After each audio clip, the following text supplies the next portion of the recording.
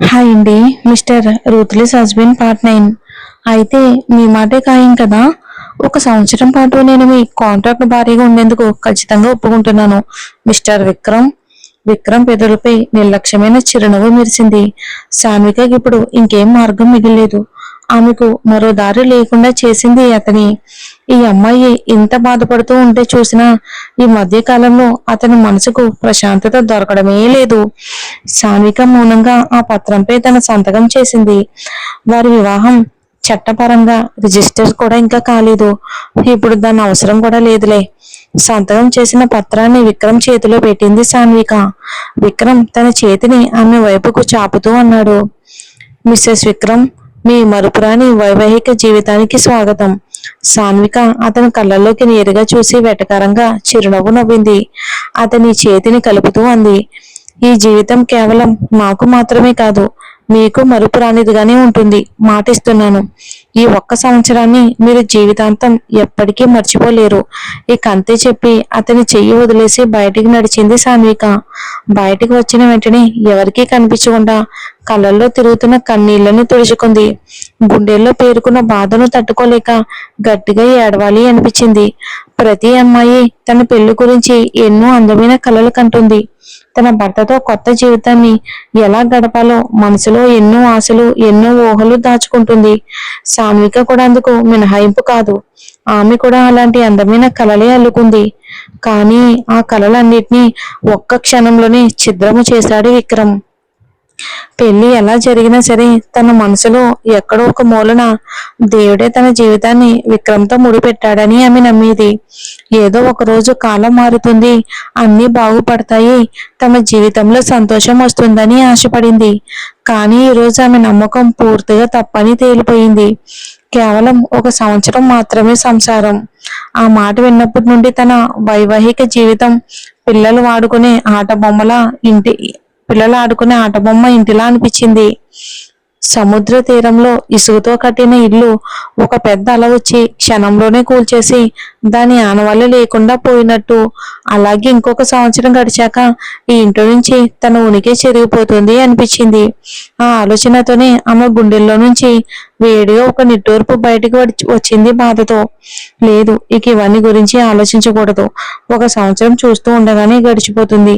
కానీ ఈ ఒక్క సంవత్సరాన్ని విక్రమ్ జీవితాంతం మర్చిపోలేని విధంగా చేయాలని మాత్రం ఆమె మనసులో గట్టిగా నిర్ణయించుకుంది. అప్పుడే వెనక నుంచి ఒక అమ్మాయి గొంతు వినిపించింది.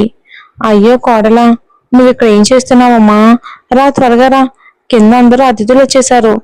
సాన్విక జాగ్రత్తగా కళ్ళల్లో కన్నీళ్లను తుడుచుకుంది. లెహంగా కొద్దిగా పైకి తీసుకుని నెమ్మదిగా ముందుకు నడిచింది. కాలు నొప్పి ఇప్పుడు కాస్త తగ్గినట్టే అనిపిస్తున్నా మెల్లగా నడవడమే మంచిదని భావించింది. అప్పుడే హాల్లో ఉన్న అన్ని లైట్లు ఒక్కసారిగా ఆరిపోయాయి.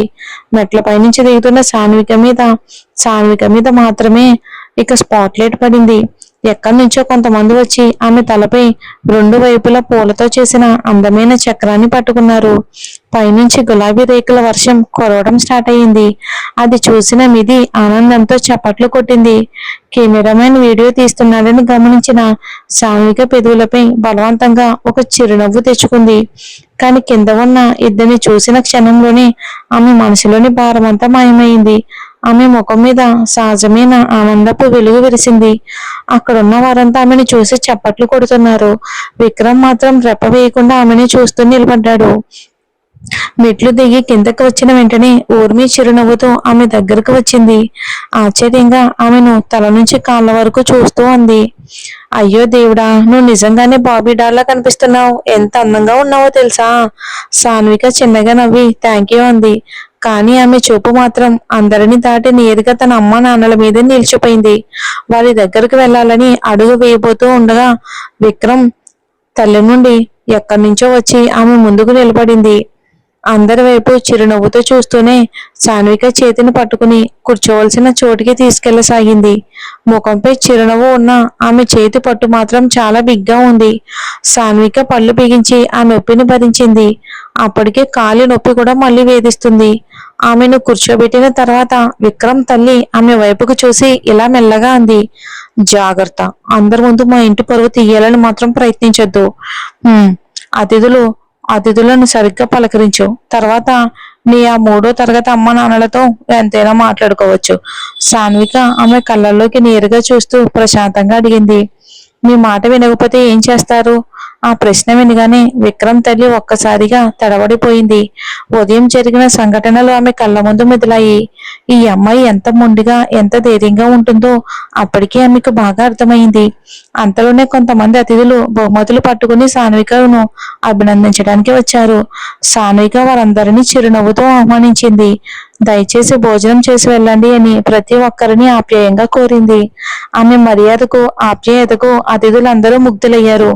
కొంతమంది ఆమెతో కలిసి ఫోటోలు కూడా దిగారు. ఫోటోగ్రాఫర్ కోరినట్టుగానే సాన్విక వివిధ స్టైల్లో నిలబడి ఫోటోలకు ఫోజులు ఇచ్చింది.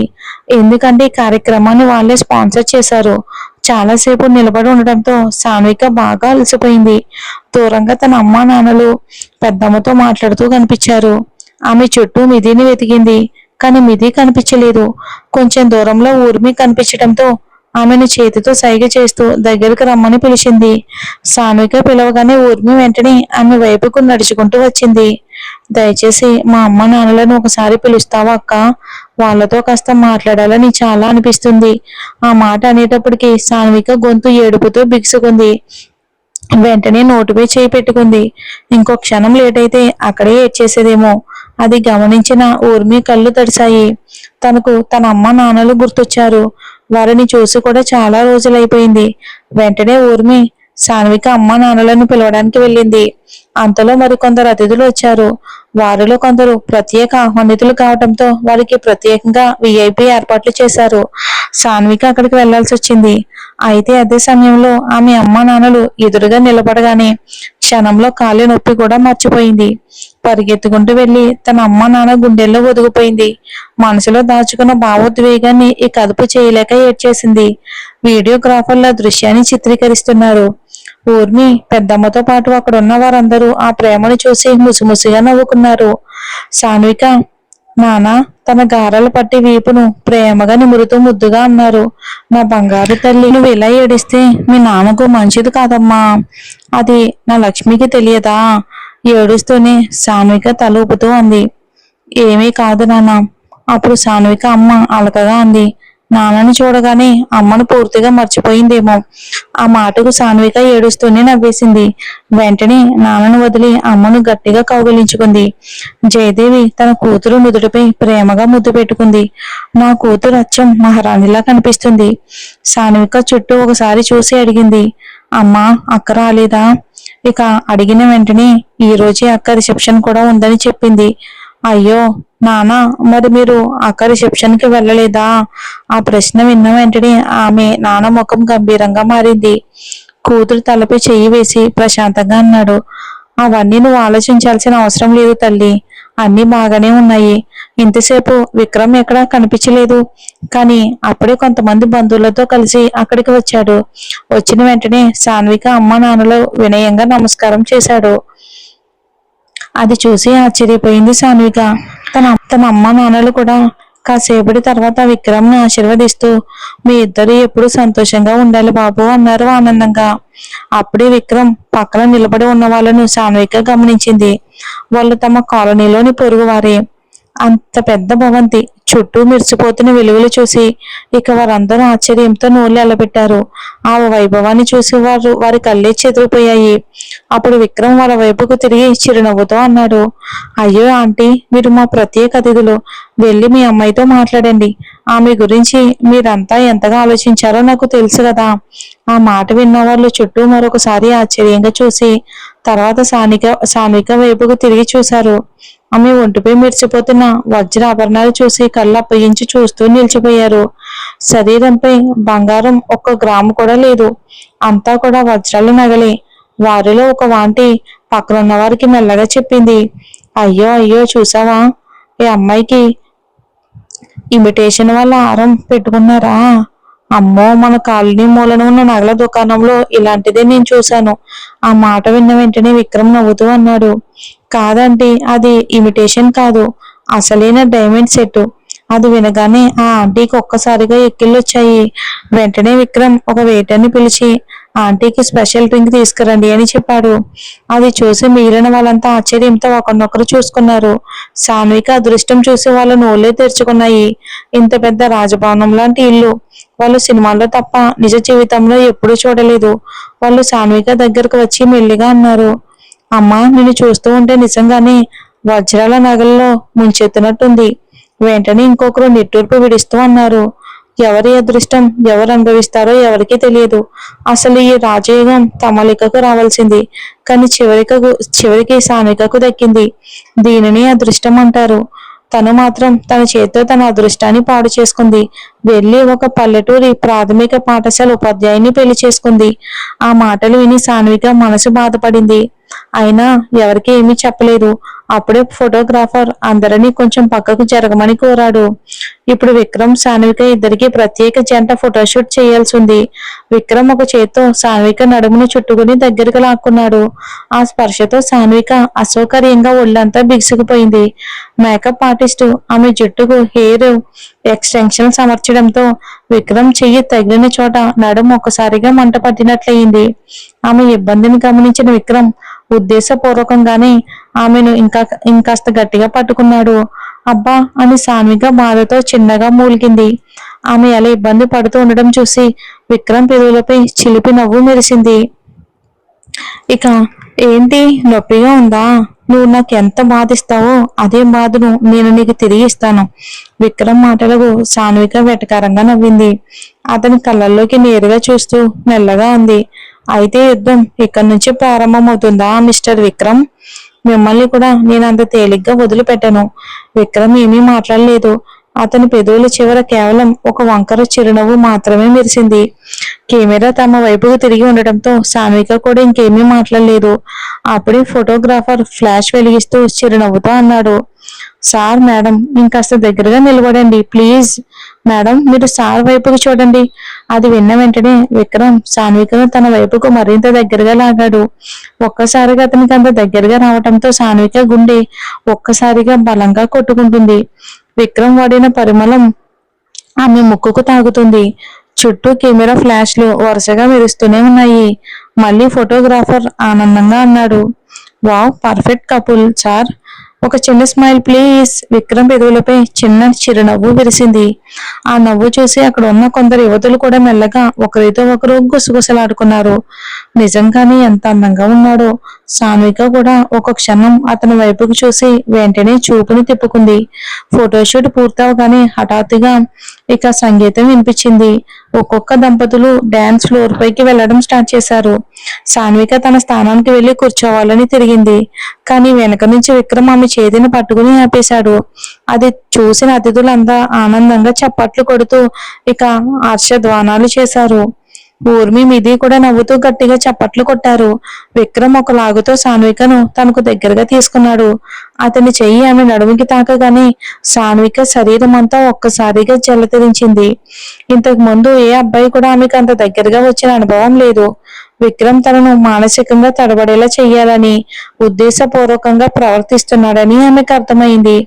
అయినా తన భావోద్వేగాలను అదుపులో పెట్టుకోవడానికి ఆమె తీవ్రంగా ప్రయత్నించింది. ఇంతలో సంగీతం మధురమైన స్వరంతో పాట వినిపించింది. పాట ముగిసిన వెంటనే సాన్విక ఒక్కసారిగా ఉలిక్కిపడింది. విక్రమ్ రెండు చేతులతో తనని గట్టిగా చుట్టుకుని తన ముఖాన్ని ఆమె మెడకు ఆనించాడు. ఆ దృశ్యం చూసిన అతిథులంతా గట్టిగా చప్పట్లు కొడుతూ ఇక అరుస్తూ ఉన్నారు. సాన్వికకు స్పృహ వచ్చినట్టుగా ఒక్కసారిగా అతని గుండెలపై నుంచి దూరంగా జరిగిపోయింది సడన్ గా. అప్పటికే మిది ఆమెను ఒంటరిగా చూసి మెల్లగా చెవిలో చెప్పింది, వదినా అప్పుడే అన్నయ్యకి నీ మీద ఎంత ప్రేమ పుట్టేసిందా? వెంటనే ఊర్మి మిది చెవిని మెల్లగా లాగుతూ అంది, అయ్యో పిచ్చిదానా, ప్రేమ అంటే ఏంటో నీకింకా ఏం తెలుసు, పో ఇక్కడి నుంచి పో. మిది ముఖం చిట్లించి పకోడీ నములుకుంటూ అక్కడి నుండి వెళ్ళిపోయింది. ఊర్మి సాన్విక భుజంపై చేయి వేసి మృదువుగా అడిగింది, ఏమైంది సాన్విక, ఏం ఆలోచిస్తున్నావు? సాన్విక ఆమె వైపుకు చూసిన వెంటనే ఆమె కళ్ళల్లో దాగి ఉన్న బాధను ఊర్మి గుర్తించింది. ఆమె ఓదార్పుగా అంది, విక్రమ్ కాస్త మొండివాడు, పట్టుదల ఎక్కువ, అది నిజమే. కానీ అతని మనసులో కూడా ఎక్కడో ఒక మంచి మనిషి దాగి ఉన్నాడు. ఆందోళన పడక చెల్లి, నెమ్మదిగా అన్ని సర్దుకుంటాయి. కాస్త ఓపికతో అతన్ని అర్థం చేసుకుని నడిపించాలి. ఆ మాటలు విన్న సాన్విక గుండెల్లో నుంచి ఒక భారమైన నిట్టూర్పు బయటకు వచ్చింది. అవునా, విక్రమ్ నిజంగానే చాలా మంచి మనిషి అని మనసులోనే వెటకారంగా అనుకుంది. అందుకే కదా పెళ్లి విందు కూడా పూర్తి కాకముందే ఎంతో చక్కగా కాంట్రాక్ట్ పత్రాలపై సంతకం చేయించుకున్నాడు. కళ్ళల్లో నీళ్లు తిరిగినా ఒక్క చుక్క కూడా బయటికి రానివ్వలేదు. ఈ చోటు, ఈ సందర్భం ఈ కన్నీళ్లు పెట్టుకోవడానికి కాదు, అలాంటి మనిషి కోసం తన అమూల్యమైన కన్నీళ్లను వృధా చేయకూడదని ఆమె గట్టిగా నిర్ణయించుకుంది. ఈ స్ట్రాంగ్ ఉమెన్. అప్పుడే ఆమెకు ఒక వ్యక్తి గుర్తొచ్చాడు, అరణ్య. ఒకప్పుడు ఆయన తనతో చెప్పిన మాటలు ఇప్పటికీ ఆమె చెవుల్లో మారుమోగాయి. సాన్విక, కన్నీళ్లు చాలా విలువైనవి. అవి ఒక్కో కన్నీరు ముత్యాలు లాంటివి. ఆ ముత్యాలను ఎప్పుడూ అర్హత లేని వాళ్ళ కోసం వృధా చేయకూడదు. నువ్వు ఏడవలసి వస్తే అది ఆనందంతో మాత్రమే ఏడవాలి. గుర్తుపెట్టుకో, బాధ నీ జీవితంలోకి అడుగు పెట్టనివ్వను. అప్పుడు సాన్విక ఆశ్చర్యంగా ఆయన వైపుకు చూస్తూ అడిగేది, ఎందుకు అరణ్య, బాధ ఎందుకు రాదు? అరణ్య చిరునవ్వు నవ్వుతూ చెప్పేవాడు, ఎందుకంటే బాధకు నీ ఇంటి చిరునామే తెలియనివ్వను. నీ సంసారం ఆనందం అని ఇటుకలతో కట్టిన అందమైన మందిరంలా ఉంటుంది నీ సంసారం. ఒకవేళ బాధ ఇంట్లోకి రావాలని ప్రయత్నించినా లోపలికి వచ్చేసరికి అది కూడా ఆనందంగానే మారిపోతుంది. అప్పుడు ఆ మాటల అర్థం సాన్వికకు తెలియలేదు. కానీ ఈ రోజు ఆ పాత జ్ఞాపకాలు ఒక్కొక్కటిగా గుర్తుకు రావటంతో ఆమె గుండె మెల్లగా నొప్పితో బరువెక్కింది. తనలో తానే మెల్లగా గొణుక్కుంటూ ఉంది, నా సంసారం ఆనందం అని ఇటుకలతో నిర్మించబడుతుందని చెప్పావు కదా రమ్య, కానీ చూడు, అది బై మిస్టేక్ గా అది అన్నయ్యని పడిందండి, రాంగ్. అది ఆనందం అని ఇటుకలతో కాదరణ్య, నా సంసారం బాధ అని ఇటుకలతో నిర్మించబడింది. ఇప్పుడు ఆనందం అని చల్లని గాలిని కూడా నా జీవితంలోకి వస్తే అది కూడా నాకు బాధగానే మారి నా గొంతు నులిమేస్తుంది అరణ్య. నువ్వెక్కడున్నావా రమ్య? ఇలా నన్ను వదిలేసి ఎందుకు కనుమరుగైపోయావు? నువ్వు స్వార్థపరుడివి, అందరూ స్వార్థపరులే, నువ్వు కూడా అంతే అని అనుకుంది. మరి అరణ్య వస్తే ఏం జరుగుతుందో వచ్చే ఎపిసోడ్ లో చూద్దాం.